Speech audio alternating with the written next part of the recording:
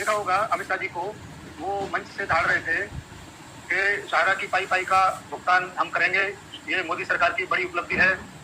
उसके बाद वो सहारा भुगतान के परिदृश्य से गायब हो गए और फिर किसी भी प्लेटफॉर्म पर उन्होंने इस प्रकार की बातों को नहीं कहा। नहीं कहा, क्योंकि उन्होंने सिर्फ मेरे भाइयों को, मेरी बहनों को, मेरी माताओं को, मेरे बुजुर्गों को, सभी को भ्रमित करने का काम किया है। और आज तक जितने भी उन्होंने लेक्चर दिए हैं उनमें सिर्फ उन्होंने मेरे भाइयों को, इस देश की जनता को सिर्फ भ्रमित करने का काम किया है।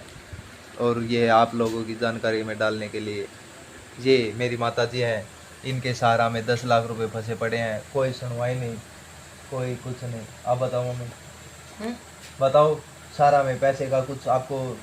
और मैंने बेटी ब्याहनी, ठीक है, मेरी बेटी कवारी बैठी ठीक है, ठीक है, चलो ओके। तेरी तेरी नहीं, देश में सबकी कन्याएं ऐसी, मेरी बहनें ऐसे ही इश्यू फेस कर रहे हैं जिनको देखने वाला, सुनने वाला बहुत कम है। और ये सब आपको भ्रमित करते रहेंगे ऐसे ही न्यूज़ों पे। ये सिर्फ आपको अलर्ट होना पड़ेगा।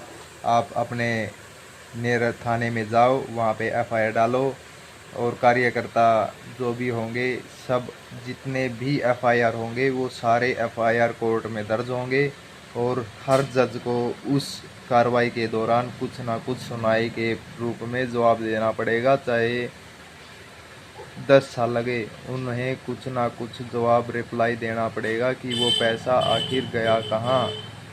वो बातें बोलकर और भ्रमित करके झांसा दे के ऐसे सारा देश का पैसा थोड़ा थोड़ा, सब ने सोचा था कि बड़े सपने बनाए थे, सब ने अपने पैसे को लेके कि सहारा में कुछ ना कुछ सहारा देगा ये पैसे देने के बाद, लेकिन उन्होंने उनको जो उनका सहारा था उससे भी बेसहारा कर दिया। जो भी उनके पास था भ्रमित करके वो सारा घर में, जिसने थोड़ा थोड़ा पैसा जोड़ के अपने बच्चों के लिए, अपने घर के लिए, अपने परिवार के लिए, अपने भविष्य के लिए, बच्चों की पढ़ाई के लिए कुछ थोड़ा थोड़ा पैसा जोड़ा था, वो सब उधर इन्वेस्ट करने के बाद आज के दिन वो खाली हाथ और लाचार, बेबस हो गए। और कोई सड़कों पर, जिसके पास कुछ पैसे बचे हैं वो सड़कों पर धक्के खा रहा है, जिसके पास कुछ है नहीं वो आवाज़ सामने ही नहीं लेके आ पा रहा है।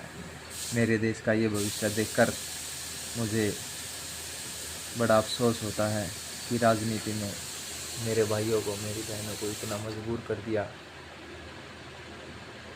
कि उनकी सुनने वाला कोई नहीं है।